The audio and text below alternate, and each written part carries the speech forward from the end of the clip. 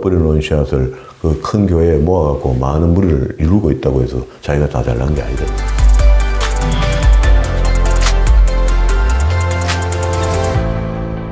오늘도 하나님께서 저와 여러분을 주신 말씀은 요한복음 4장 1절 이하의 말씀을 통하여 사마리아 여인과 대화를 보라 하신다는 말씀의 제목으로 하나님의 말씀이 선포될 때에 하나님의 목적, 하나님의 계획, 하나님의 뜻이 잘 들려져서 그 말씀에 순종할 때 주시는 참복을 마음껏 누리시는 저와 여러분 되기를 주의 이름으로 축원합니다. 예, 지난 시간에 우리가 봤던 말씀이 니고데모의 대화에서 거듭남의 비밀을 이렇게 듣게 되었습니다. 니고데모만 알게 된 것이 아니고 예수님의 그 질문에 대답하게 되면서 오늘 우리에게도 거듭난다는 것이 무엇인가, 그리고 또 그 당시에 그리스도께서 제자들에게 가르치셔서 제자들이 서신서를 쓸 때에 그 속에 넣어놨던 그의 베드로전서 1장에 있었던 이야기입니다. 그게 거듭남의 비밀, 거듭남에 대한 메시지가 서신을 통해서 온 세계에 퍼지게 됐고, 오늘 우리는 그 편지를 읽고 거듭남의 비밀을 알게 되었습니다. 이 거듭난다는 것은 굉장한 일입니다. 그 말씀을 읽고 난 뒤에 앞 3장 22절과 36절에 있는 말씀이 세례 요한의 마지막 증거라고 이게 하나 더 있거든요. 그게 앞에 세례 요한이 요한복음에서 다섯 번의 증거를 이렇게 하고 있는데 4개의 증거를 우리가 거기서 봤고요. 넘어와서 이게 대칭 구조로 되어 있는 겁니다. 23절에 요한도 예루살렘 가까운데 에논에서 세례를 주니 거기 물들이 많음이라 사람들이 와서 세례를 받더라. 그러면서 요한의 이야기가 하나 더 나왔어요. 또 나왔는데 지난 시간에 우리가 이거 봤습니다. 그리고 난 뒤에 오늘 사마리아 여인과 대화하는 이야기인데요. 여기에서도 역시 그리스도께서 본인은 에이고엠이 나는 무엇이다 하는 것을 신성을 나타내기 시작하고요. 듣는 여인에게는요, 구원의 메시지, 거듭남의 메시지를 전거합니다. 그러면서 처음으로 이방인에게 직접 그리스도께서 복음을 노골적으로 전하는 이야기입니다. 그래서 오늘 이 말씀을 근거해서 우리가 지금도 여전히 이방인들에게 복음이 전해져서 우리가 복음을 받아들였고, 우리가 그 복음을 듣고 다시 복음의 빚진 자가 되어서 또 다른 믿지 않는 이방인들에게 복음을 전한다. 이렇게 해서 이것을 선교하죠. 미션. 선교하는데, 선교할 때는요, 첫 번째가 같은 언어를 가진 사람에게 전도한다. 이게 뭐 제일 우리가 우리말 쓰고 옆집 사람에게 전도하는 게 제일 빠르죠. 전도하는 것이고요. 같은 언어, 같은 민족에게 복음을 전한다. 그리고 같은데 문화가 다른 사람들, 우리는 지금 같은 민족인데 문화가 다른 게 북한이 그래 돼버렸잖아요. 그러니까 이 북한에게 복음을 전한다. 그리고 이제 시대가 지나가면서 3세계, 우리가 알지 못하는 세계에 가서 하나님 복음을 전한다. 이렇게 해서 이런 복음의 전성을 지금도 계속 그리스도 이후에 그리스도께서 지금 오늘 말씀하시는 것이 사마리아인에게 복음을 전하거든요. 그게 유대인들로서는 이해할 수 없는 겁니다. 사마리아인 여자도 자식도 보니까 당신은 유대인인데 왜 나한테 말을 걸어? 이렇게 이야기를 해요. 그게 그때에 이미 이거는 이제 쭉 올라가서 처음에는 한민족으로 내려왔잖아요. 내려오다가 중간에 둘이가 분산되죠. 예, 솔로몬 이후에 아들 여로보암과 여로보암으로 갈라지면서 12지파가 함께 내려가야 되는데 11지파와 2지파가 갈라지는 겁니다. 갈라져서 남왕국이 되고 북왕국이 되어서 아예 등 돌리고 보질 않습니다. 우리나라처럼. 이렇게 내려가다가 BC 722년에 북왕국이 아수르 나라의 공격을 받고 완전히 멸망합니다. 이것도 내용을 들여다보면은요, 하나님이 남쪽과 북쪽을 둬서 남쪽은 유다 계보를 이어서 내려오기 때문에 유다 지파가 내려왔기 때문에 하나님의 약속에 의해서 이거는 못 무너뜨리는 겁니다. 그래서 북쪽을 먼저 손을 댔거든요. 그리고 난 뒤에 그걸 본 남쪽이 정신을 차리고 돌아오면 좋겠는데 그거를 본 남쪽 사람들이 더욱 우상 숭배를 하는 거라. 그래서 하나님의 감정이 이렇습니다. 내가 차라리 북쪽을 살려주고 남쪽을 먼저 망하게 했으면 좋았을 뻔해. 이런 말씀을 하셔요. 이런 이야기들은요, 성경에 있지만은 극히 인간적인 그 감정입니다. 그게 하나님이 우리를 창조하실 때 하나님의 형상을 담게 우리를 지으셨거든요. 그래서 우리에게 나타나는 어떤 부분의 요소들도 하나님이 갖고 계시는 감정하고 같다고 보면 돼요. 근데 우리는 하나님은 뭐 이렇게 옳게 믿어드리지도 않으면서 절대자로 탁 놔둬놓고 그걸 뭐 이렇게 믿겠다 하는 이런 생각을 갖고 있을 때가 많거든요. 근데 성경을 가만히 보면은 하나님의 감정, 하나님의 눈물, 하나님의 마음, 하나님도 인간에 대해서 뭐 어찌 잘 안 된다는 거. 그게 우리가 지금 알고 있는 것이 그런 겁니다. 아버지가 아무리 힘이 있고 기업을 가지고 있고 능력을 갖고 있고 다 가지고 있어도요. 아들고 하나 우지자지 못하잖아요. 목사도 똑같습니다. 하나님 말씀을 전가한다 하면서도 자식이 말 안 들으면 방법이 없어요. 어찌 할 수가 없습니다. 그 자식에 대해서 누구도 큰 소리 못 치거든요. 그거와 비슷하게 하나님도 당신의 우리를 백성으로 삼으셨는데 아들로 삼으셨단 말이에요. 아버지로 부르도록 허락했거든요. 그리고 난 뒤에 어찌 할 수가 없는 거예요. 죽이도 뭐하고 살리도 뭐한다 이런 말 쓰잖아요. 마치 하나님이 우리를 대할 때 그렇게 대하시는 것 같아요. 그러나 출애굽기 19장 5절과 6절의 말씀이 처음 이스라엘 백성들과 언약했고 인간들과 그래서 사마리아 땅까지 가서 복음을 전하라 하는 그 명령의 말씀이 지금도 그대로 없어지지 않고 처음으로 하나님이 인간과의 언약서를 기록할 때입니다. 그게 아브라함과 이삭과 야곱 이런 사람들에게는 말씀으로만 하셨거든요. 그리고 시내산에서 만났던 모세를 통해서 이스라엘 백성들과는 언약서를 써서 피의 언약을 한 겁니다. 이건 달라요. 말로 했던 것과 이건 다르다고. 그렇게 해서 언약서 안에 율법까지 다 주면서 이걸 지켜라. 이렇게 했던 약속의 말씀이 안 지켜지니까 그러면 하나님이 안 지켜질 약속을 왜 했나 말이죠. 잘못하면 이런 오해를 받거든요. 그래서 하나님의 절대성이 있는 겁니다. 그래서 끝까지 기다려주는 겁니다. 신약에 넘어와서 그러면 구약의 그 피의 언약이 없어졌나? 없어진 것이 아니고 오히려 더 돈독해 하시기 위해서 그리스도가 피 흘려 주신 겁니다. 다시 이야기하면요. 그리스도가 제물이 되어 주므로 그 언약서가 더 굳건하게 된 겁니다. 어떤 면에서는요. 그러면 이제 구약의 말씀은 띠내 빌어버리고 신약의 복음의 기쁜 소식만 듣고 우리가 영 구원에 이르는 사람이 될 수가 있느냐? 될 수 있는 건 맞습니다. 될 수는 있지만은 그 안에 들어있는 엑기스가 있잖아요. 약속이라는 것 속에 들어있는 것. 그 약속이라고 들어있는 것이 구약으로 본다면은 율법이 되는 것이고 신약으로 본다면은 산상수훈이 되는 겁니다. 복음의 복음이니까. 그러면 율법이 복음으로 재해석될 때 율법을 전혀 관여치 않고 복음은 복음대로 따로 시원하게라고 가온 것도 아니거든요. 율법에 근거한 복음을 제시했거든요. 그래서 너희가 도둑질하지 마라 하고 옛말에 읽었지만 나는 너희에게 다시 이야기하는데 도둑질하려고 마음만 먹어도 도둑질한 거다.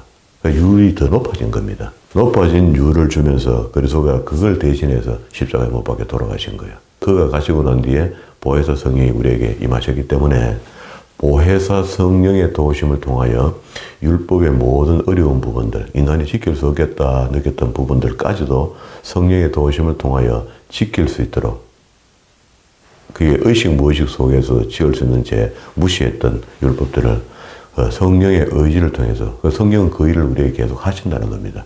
그러면은 성령이 내주하지 않고 성령의 말을 듣지 않으면은 우리가 노골적으로 이야기하면은 구원이 없습니다. 그건. 하나님 말씀을 안 듣는 사람이 어떻게 구원을 받습니까? 이렇게 마무리를 하면 되는데 거기다가 온갖 수식어를 다 대기 시작한 거야. 그래서 이 복음이 결국은 유대인들에게서 벗어나서 이제 그리스도 이후에 이방인에게 복음이 전해지기 시작하는데 오늘 긴 이야기를 합니다. 사마리아 여인과의 대화를 통해서 그가뿐만 아니고 그 사마리아인 동네 사람 모두가 복음을 듣고 메시지를 듣고 구원함을 받습니다. 그 이야기를 지금 해요. 그러면 그리스도께서 전해주는 복음이 도대체 뭐냐? 전해줬던 복음이 그게 생명의 말씀이라는 겁니다. 생명수 이렇게 했거든요. 그런 거 좀 나도 좀 달라. 그러니까 그걸 전해줬더니 그 생명수의 말씀을 먹었던 여인이 그 말씀을 듣자마자 반사적으로 자기 마을 사람들한테 가서 전했더니 세상에 그 사람들이 다 믿는다는 거라. 유대인들은 죽으라고 안 믿던 그 복음을 그거 건드 던져주니까 그게 생명수의 말씀이고 영생의 말씀인 줄 알고 다 믿더라는 겁니다. 희한한 일 아닙니까? 그러니까 예수님도 이걸 당황했을 겁니다. 이걸 전하고 난 뒤에. 이거 봐라. 그 제자들은 또 찾아와서 뜬금없는 소리 하고 있고요. 상황이 그렇습니다. 제자들은 좀 유대인들이잖아요.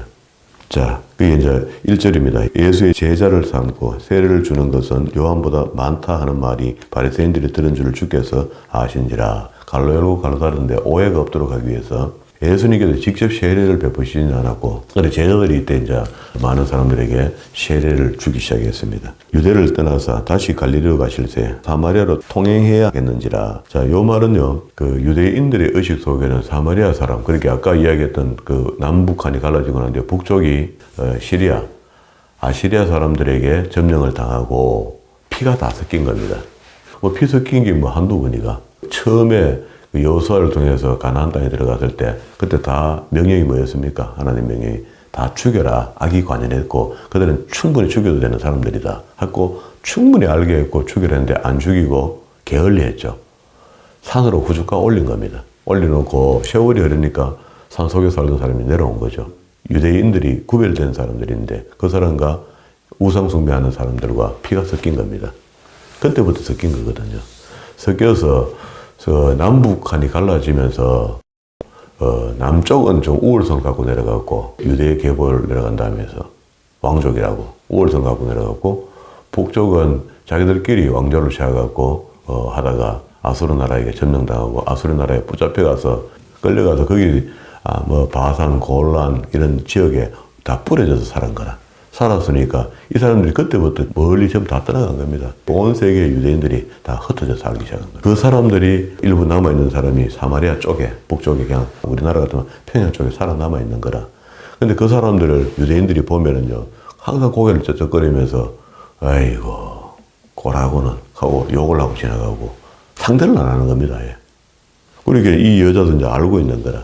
그런 상황에서 그 앞에 땅이래, 사마리아 땅에 길 가다가 길이 이 지름길인데 틀림없이 있으면은요, 사마리아 사람들이 살고 있기 때문에 그를 돌아갑니다. 이렇게. 더럽다고. 그렇게 경멸했던 사람들이거든요. 그런데 그런 사람들이 복음이 전해지는 장면이 오늘 이 말씀입니다. 사마리아에 있는 수가라는 동네에 이르르니 야곱이 그 아들 요셉에게 준 땅에 가깝고 거기 또 야곱의 우물이 있더라. 예수께서 행로에 권하여 우물 곁에 그대로 앉으심에 때가 단 6시쯤 됐다. 종일 이리저리 걸어다니면서 제자들과 함께 복음을 전했겠죠. 여기 와서는 이제 제 6시쯤 됐다 하면은 여기서 플러스 6시간 보태 이런 게 아니고요. 이때쯤 되면 이제 오랫동안 점령국이 되어 있으면 어떻게 됩니까? 그 나라 사람들의 어떤 문화를 받아들이기 시작하잖아요. 그렇게 되고 여기는 저녁 6시 맞아요. 6시에. 6시쯤 되었더라. 사마리아 여자 하나가 물을 길러 왔음에 예수께서 물을 좀 달라 하시니 이는 제자들이 먹을 것을 사려 동네에 내려갔다. 그래서 주님께서 잠시 앉으시는 동안에 제자들이 마을에 내려가서 먹을 것을 좀 사려 내려가는 그런 상태에서 이 여자가 등장한 겁니다.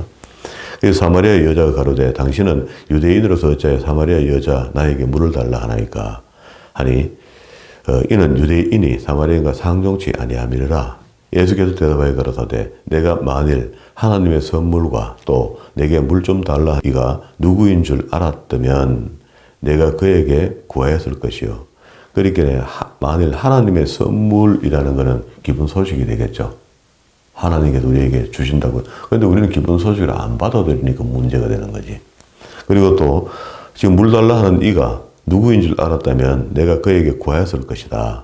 그가 생수를 내게 주었으리라. 그러면은 정말로 영생을 구하였고 영생하는 물이 있나? 만약 이렇게 바르게 직언해서 구하였다면 네가 나에게 구해야 된다. 이렇게 구했으면 생수를 내게 주었으리라. 이렇게 이야기하니까 그리스도께서 말씀하신 생수는 지금 우물에 있는 생수 이야기하는 게 아니죠. 영생에 이르는 생수니까 이건 복음이고 말씀입니다. 이제 진리입니다. 이제 여자가 가로되 주여 물길 그릇도 없고 우물도 없는데 어디서 이 생수를 얻겠삼나이까?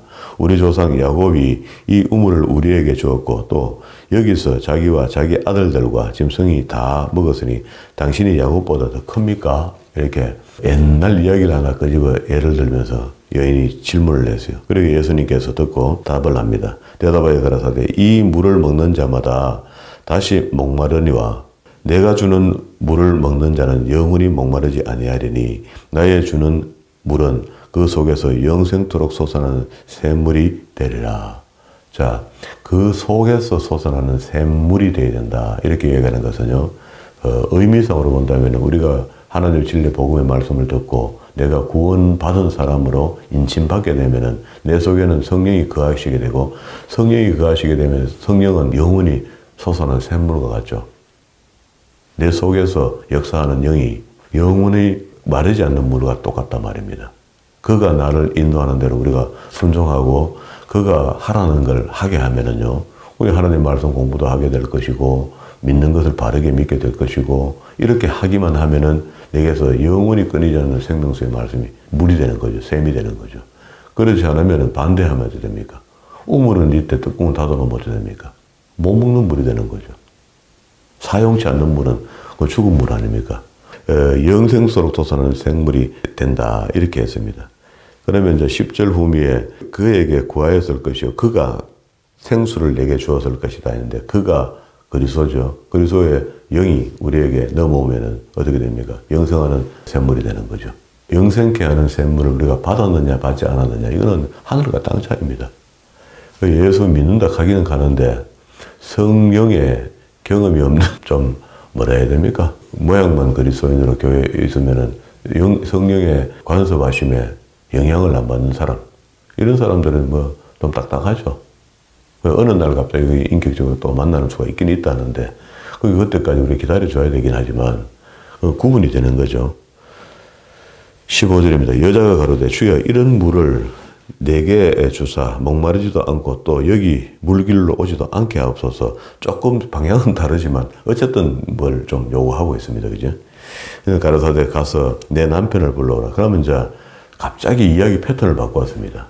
패턴을 바꿨는데 봐요. 우리가 성령을 맞이할 수 있는 마음밭이 어떤 마음밭인가를 표현하고 있습니다. 다시 이야기하면 진리를 들을 수 있는 마음밭이 어떤 밭인가를 알게 하는 겁니다.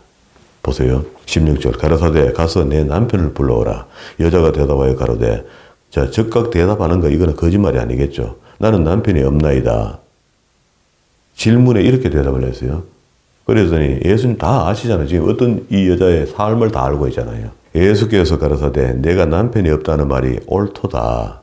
내가 남편 5이 있었는데 지금 있는 자는 내 남편이 아니니 내 하는 말이 참되도다. 그게 이 여자가 지금 뭔지 모르게 자기 입에서 나오는 말을 했는데 그 말이 거짓말처럼 한 거야. 남편이 통상적인 사회구조로 봤을 때는 첫 번째 남편, 두 번째 남편, 세 번째 남편, 5번째 남편 맞습니다.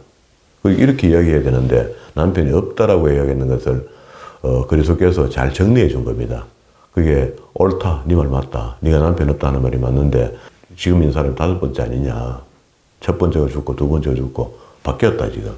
이렇게 이야기한다면 첫 번째 남편 그게 진짜인데 그 남편이 없는 건 맞다. 이렇게 이야기하니까 여자가 이제 민망하지 않잖아요. 거짓말하는 게 들켜도 민망하지 않잖아요. 답이 바로 나왔으니까.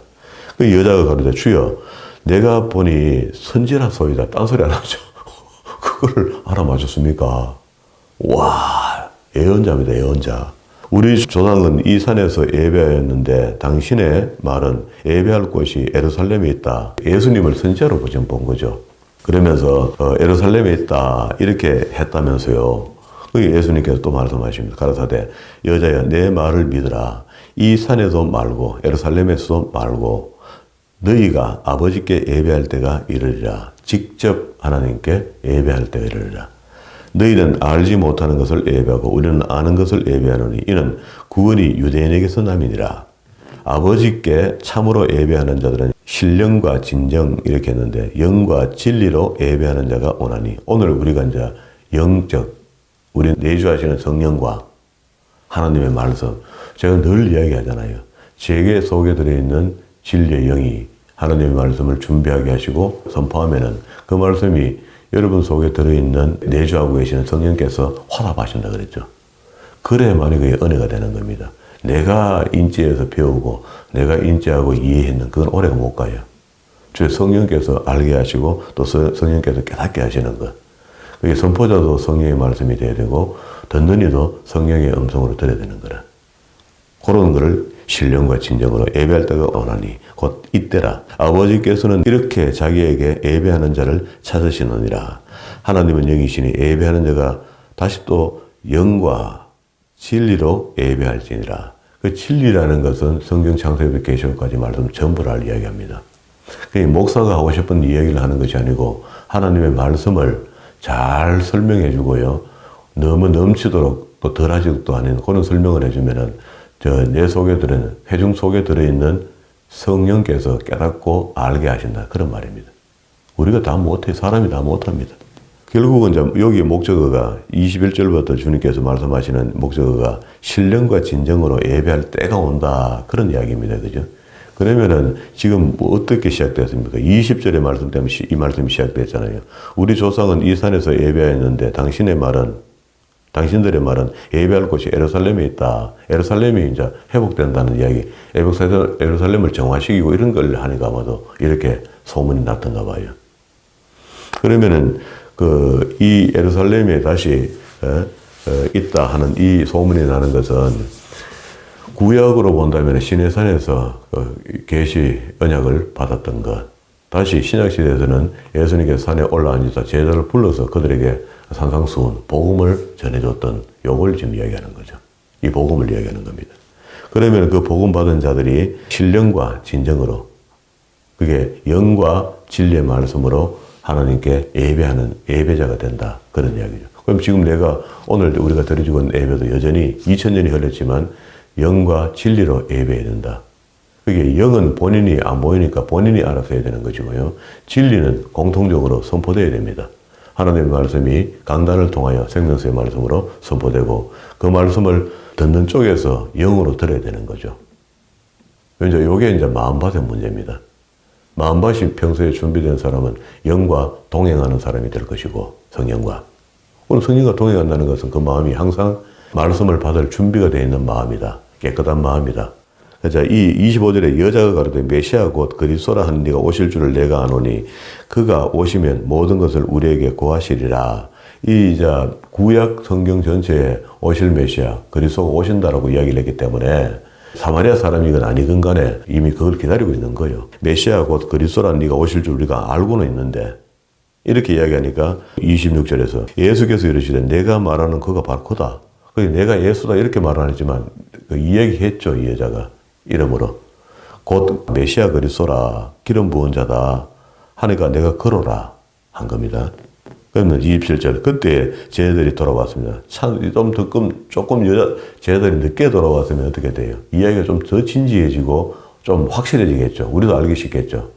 근데 이 이야기를 끝을 못 내고 지금 제자들 중간에 개입이 되어버렸어요. 이때 제자들이 돌아와서 예수께 여자와 말씀하시는 것을 이상히 여겼으나 무엇을 구하시나이까 어찌하여 저와 말씀하시나이까 묻는 이가 없더라. 28절 여자가 물동이를 버려두고 동네에 들어가서 그렇게 제자들이 오고 난 뒤에 주님 누굽니까? 뭐 하는 여자입니까? 이렇게 물어보도 안 하고 자기 일들을 했고 이 여자는 반사적으로 마을로 돌아간 겁니다. 그리고 난 뒤에 얼마나 급했던지 자기가 가져오는 물동이도 내버려두고 갔습니다. 동네에 들어가서 사람들에게 이르되 나의 행한 모든 일을 지금 금방 복음을 듣고 복음을 전하는 자세를 안 봐요. 이게 이제 신령과 진정으로 예배자가 된 거지 벌써. 나의 행한 모든 일을 내게 말한 사람을 와 보라. 이는 그리스도가 아니냐. 벌써 말 뽐새가 달라졌죠. 저희가 동네에서 나와 예수께로 다 올라옵니다. 마을에 그 어귀 위에 샘이 있었는데 샘 어귀로 좀 다 올라온 거야.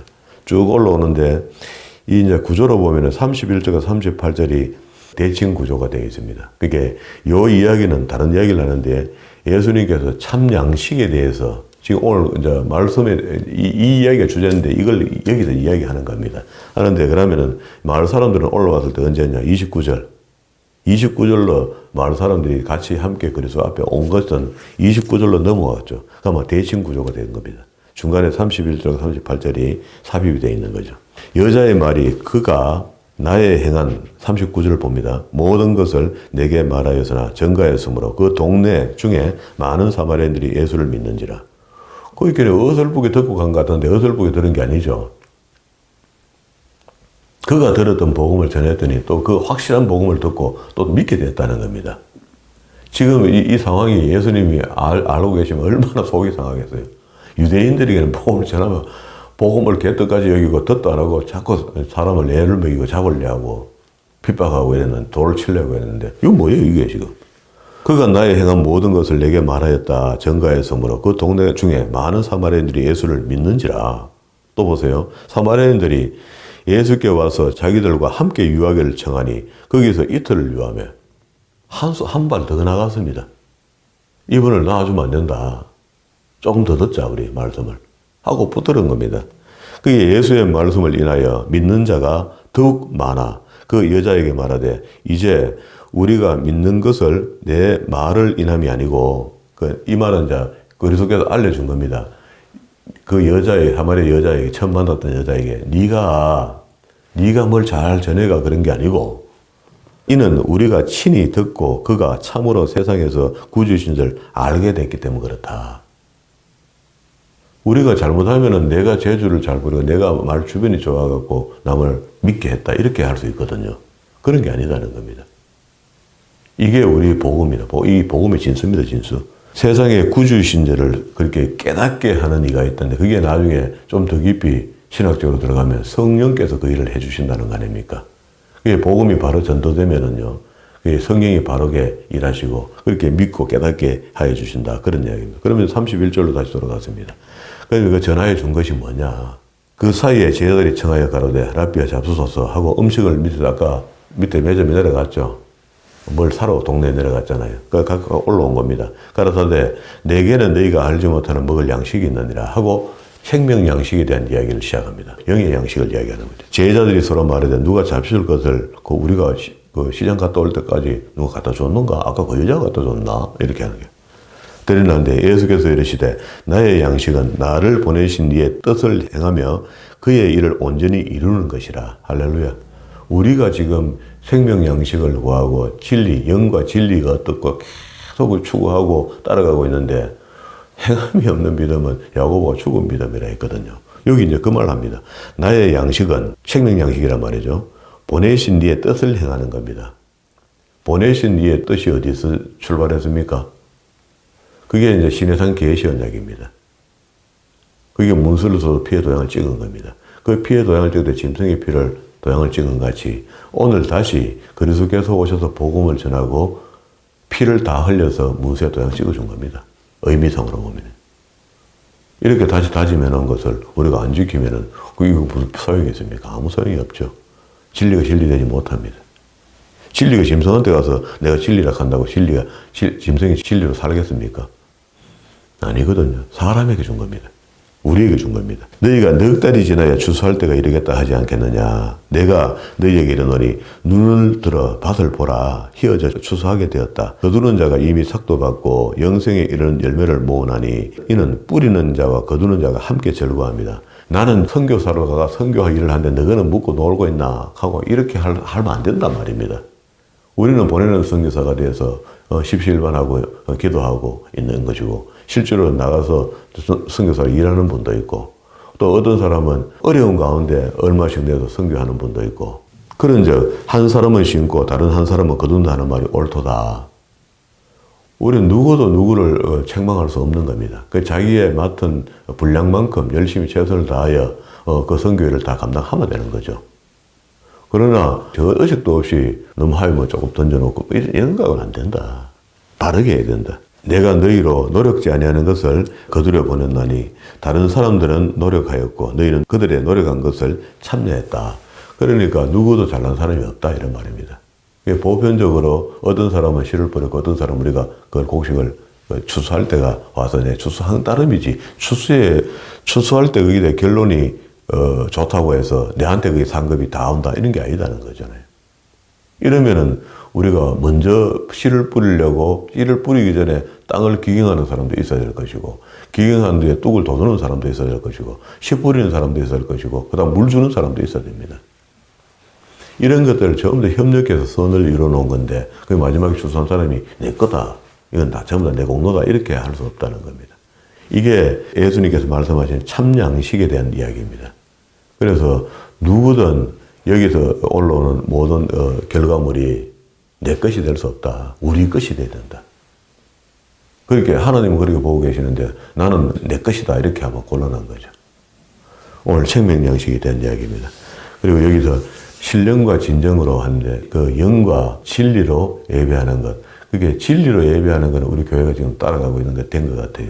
그러면 이제 진정으로 라고 했을 때 영으로 예배하는 건데 우리가 하나님의 말씀을 공부한다고 해서 그 성경을 그 영적인 부분들을 약화시켜 놓은 거냐? 그렇지 않습니다. 원래 잘못된 영적인 그 모습들을 바로 잡아주는 거죠. 그 잡아주는 이야기가 뒤에 6장에 한가 보세요. 6장 63절에 보면은요, 요한이 그렇게 이야기를 합니다. 지금 현재 하나님의 진리 말씀을 듣고 이렇게 하는 것들이 살리는 것은 영이니 영은 무익하니라. 내가 너희에게 이런 말, 진리죠. 그렇게 강단을 통해서 목사의 입을 통해서 목사 속에 들어있는 성령으로 더불어 성령께서 말씀을 선포하게 하는 거죠. 그 말씀을 선포하게 하는 것이 이미 완성된 특별 계시를 재해석해 주는 겁니다. 이걸 보고 설교를 하는 겁니다. 그럼 여기 내 이가 이런 말이 결국 목사의 입을 통해서 진리의 말씀으로 선포되는 거죠. 그게 설교입니다. 영이요 생명이라 이렇게 했습니다. 그 다른 거 들으면 안 돼요. 그러면 가장 영성스러운 게 지금 설교를 잘 듣는 겁니다. 설교를 진실하게 전하는 것이고 또 진실하게 듣는 게 바른 영성 훈련이 된다는 겁니다. 이보다 더 큰 영성 훈련이 되어 있습니까? 우리는 지금 잘못 배운 영성 훈련이 진짜인 것 같고 진짜가 가짜가 되어 있거든요. 의식 속에. 저도 처음에는 불쑥불쑥 뛰고 막 뜨겁고 말이야. 막 기도원에 가가 막 나무 뿌리 뽑아야 되고 흔들어야 되고 막 꽹과리 치면서 노래해야 되고 이게 내 영성인 줄 알았죠. 그렇게 배웠죠, 우리가. 처음에. 그게 구국 산상 수양회 가면서 기도원마다 전국에 다 했잖아요. 그거가 막 기가 터지라, 손이 터져라, 손뼉 치면서 불렀던 그렇게 하면은 성령이 기뻐할 줄 알았거든요. 그런데 성경은 그걸 이야기 안 해요. 지금 이렇게 이야기하잖아요. 살리는 것은 영인데 육은 무익하다. 내가 너에게 이런 말. 진리입니다. 성경의 이야기입니다. 주님께서 말씀하신 것이 성경에 다 기록되어 있죠. 구약이나 신약이나 기록된 것인데 이 말을 설명해주고 이 말을 알아듣는 사람이 영성가지 영성가. 그렇게 조용히 걸어가면서 수련하듯이 세상 사람들이 돌을 닦듯이 그런 식으로 한다고 해서 우리가 영성가가 되는 것도 아니고 손뼉이 터지라 하고 목이 터지라 하고 머리가 찡할도록 눈이 튀어나올 정도로 가음 지르고 고래고래 가면서 예수님 찬양을 불러야만이 영성가가 되는 게 아니고 너무 자명하게 나와 있잖아요. 주님께서 가르쳐준 특별 계시가 완성되었고 완성된 계시를 잘 설명하고 잘 알아듣는 것.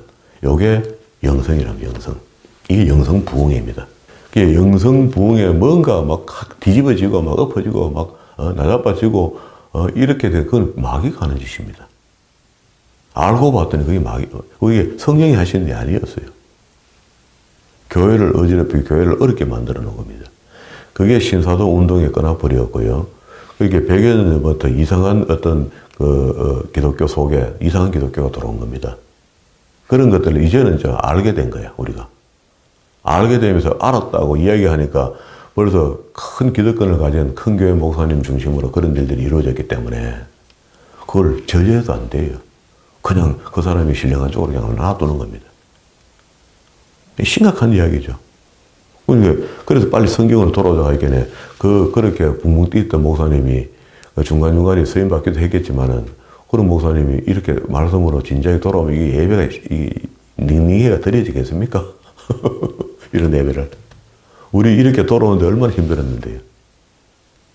지금도 앞에 오늘 이 장 전체니까 4장 전체니까 4장에서까지 핵심되는 말이 오늘 23절로 합시다 하고 아버지께 참으로 예배하는 자들은 신령과 진정으로 예배할지니 때가 오나니 그때 이때라 아버지께서 자기에게 예배하는 자들을 찾으시느니라. 할렐루야! 말씀 책딱 접어놓고 여러분 오늘 진정한 살아있는 예배자가 되시기를 축복합니다. 믿습니까? 믿습니다. 아멘. 하고 이것만 계속 해봐요. 이 성경을 언제 다 알겠습니까? 우리 그래 배워왔거든요. 그래 또 뭐 좀 잠자고 하면 할렐루야! 하면 가면 벌쩍 이래. 가면 믿습니다. 하면 뭘도 몰라. 믿습니다. 그래가 제가 그랬고 우리가 그랬고 다 그렇게 배웠거든요. 그렇게 가르쳤거든요. 그게 신령과 진정을 드리는 예배자가 아니다 말이 지금. 우리는 그걸 예배자라고 생각했거든요. 지금도 우리는 겨우 이제 몇 안 되는 사람은 여기서 이렇게 신령과 진정을 바른 예배를 드린다고 바르게 하자고 하나님을 먼저 아는 게 목적이 아니냐. 성경을 가르치자고 처음부터 가르치는 일을 택했는데 지금도 수많은 사람들이 유린당하고 있습니다. 잘못된 거짓 영으로 인도받고 유린당하고 있거든요. 그런데 이런 것들을 간과하지 마시고 어느 게 바른지 성경을 통해서 낱낱이 정가하고 증명해서 진짜 하나님께서 원하시는 살아있는 예배자가 어떤 것이며 또 진리는 또 어떤 것이며 그 하나님 주신 말씀을 다 이해 못하는 사람들이 믿는 하나님이 칼빈은 그걸 보고 우상 숭배한다 그랬어요. 그 마음속에 그려놓고 머릿속에 그려놓은 그림은 하나님이 아니고 우상이라 했습니다. 그게 너무 맞는 말 같아요. 저도 처음에 지금 저는 모르겠습니다. 처음부터 끝까지 뜨거울 땐 뜨거웠고 이렇게 하면서도 나 하나님 한 번만 바라보고 왔습니다. 저는 최선을 다해서. 그래서 마지막에 목회자가 되고도 나는 말씀 가르쳐야 되겠다는 생각을 하게 된 겁니다. 제게 기도원 다니면서 보고 들었던 거, 배웠던 거, 이런 식이 있기 때문에 얼마든지 나는 부흥사로 움직여서 일하면서, 꽤 괜찮은 부흥사가 됐을 것 같아요. 그렇게 되지 않은 걸 지금 생각해도 아무리 생각해도 감사해요. 너무너무 감사합니다. 우리 철야 예배 같은 거는 총회 예배 목록이 없는 겁니다. 그래서 그냥 각 교회가 금요 철야 예배를 만드는 겁니다. 기도를 좀 더 빡시게 한번 해보자 하면서 만드는 거거든요. 그래서 제 생각은 그런 겁니다. 우리가 하라는 것부터 한번 해보자. 하라는 것 뒤로 하고 하지 말라는 것 개발해가 시간을 만들어가 모아놓고 한다는 게 자체가 어려운 이야기 아닙니까? 그런 어떤 취지에서 우리가 해야 될 것과 하지 못할 것을 구분한 겁니다. 구분해서 여기까지 온 거거든요. 그래서 내가 하는 일이 다 잘났다고 생각하지 않아요. 예배하고 이런 모습들이. 그러나 최소한 근처가 있다. 말씀 가르치면서 내가 말씀을 배우고 공부하면서 봤더니 최소한 이게 하나님 앞에 드리는 경건한 예배였다. 그리고 이제 전도하는 것도 그렇게 이야기하죠. 어떤 이는 뿌리고 어떤 이는 거두게 되어 있는 게 아주 정상이라고 해놨어요. 내가 너에게 노력하지 않은 것을 거두려고 보냈나니 다른 사람들은 노력하였고 너희는 노력한 것을 참여하고 있다. 지금 어떤 교회는 뿌려놓은 씨앗, 누군가가 뿌려놓은 씨앗을 그 큰 교회에 모아갖고 많은 무리를 이루고 있다고 해서 자기가 다 잘난 게 아니다 이 말입니다. 이게 그리스도에서 2000년 전에 가르쳐준 건데 오늘 2000년 후에도 큰 교회 목사님들이 그런 걸 깨닫지 못한다면 그거 어리석은 거 아닙니까? 또 그걸 또 추종하고 따라가는 성도는 뭡니까? 바르게 안 배워서 그런 거죠. 이것이 우리가 진리를 바르게 알아가는데 대단한 진리를 알아가는 것도 진리지만 작은 부분들의 고장난 부분들을 수리하고 고치고 나를 바라나가는 것도 우리가 진리 앞에 바로 세워지는 겁니다. 우리 큰 돌을 채워놓고 밑에다가 그 돌을 고정시키는 것은 작은 돌을 끼워야 세워지지 큰 돌로 못 막습니다. 이 작은 돌이 우리가 된다면 그것도 보람 있는 일이다 이렇게 생각해요. 하나님이 하라는 일을 하고 있기 때문에 우리 버텨나가는 겁니다. 저는 이 일에 대해서 다시 형태를 바꾸고 돌아갈 만한 그런 생각은 없습니다. 그리고 또 그렇게 해서 안 되는 것이고요. 마지막 날까지 주님이 원하시는 일이다 생각하고 최선을 다해서 이 일을 위하여 부름받았다. 그리고 또 쓰임받기를 원하고 나아갈 겁니다. 우리가 뿌리지 못했지만 우리가 거둘 날이 있을 것이라 믿고 또 우리가 지금 아무 효력도 없는 것을 뿌리고 있지만은 그 뿌린 것이 후대에 어느 후배 목회자가 거둔다면 그것도 남는 장사라 생각합니다. 그런 믿음이 우리의 믿음이 되어서 주님 앞에 부끄럼 없이 살아갈 수 있는 저와 여러분 되기를 주의 이름으로 축원합니다.